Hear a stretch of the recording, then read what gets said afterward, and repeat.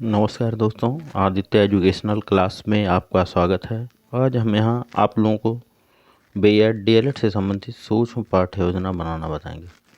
सबसे पहले ऊपर हम लिखते हैं सूक्ष्म पाठ्य योजना, उसके बाद पाठ प्रस्तावना शिक्षण कौशल, फिर संस्था का नाम, अनुरूपी परिस्थितियों में शिक्षणाभ्यास, मतलब जिस संस्था में आप पढ़ते हैं उसका नाम लिखेंगे, ब्रैकेट में अनुरूपी परिस्थितियों में शिक्षणाभ्यास।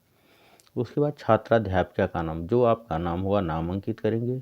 फिर दिनांक, जिस दिन आपको यह पाठ्य योजना पढ़ाना उस दिन का दिनांक लिखेंगे। कक्षा 7, वर्ग ए, विषय हिंदी, चक्र पहला, अवधि 6 मिनट। यहाँ प्रकरण है हमारा वचन। उसके बाद पूर्व ज्ञान, छात्र वचन के बारे में सामान्य जानकारी रखते हैं।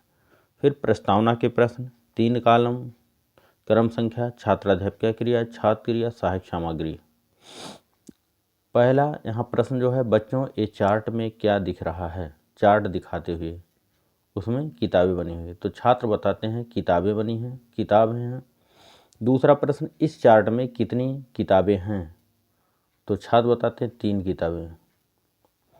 तीसरा प्रश्न, 3 किताबों से क्या पता चलता है, तो छात्र बताते हैं किताबों की संख्या।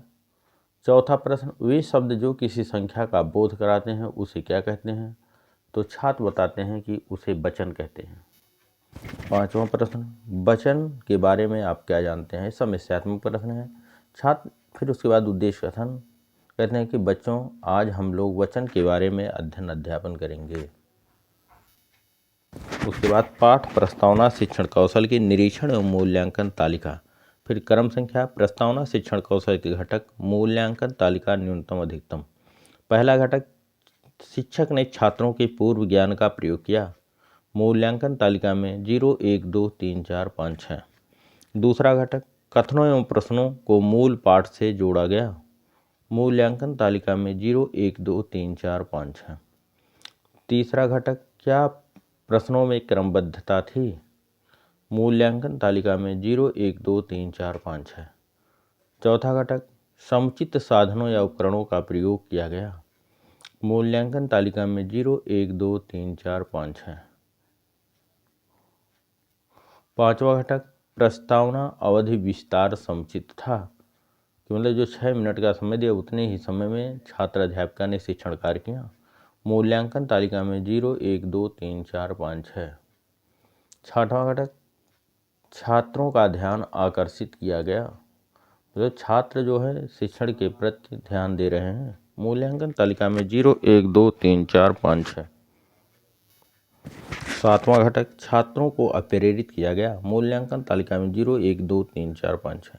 आठवां घटक, शिक्षक ने उद्देश्य कथन प्रभावशाली ढंग से किया, मूल्यांकन तालिका में 0, 1, 2, 3, 4, 5, 6। उसके बाद आलोचना या सुझाव। जब छात्राध्यापिका शिक्षण कार्य करती हैं तो पर्यवेक्षक पीछे बैठ करके आलोचना करते हैं या सुझाव देते हैं।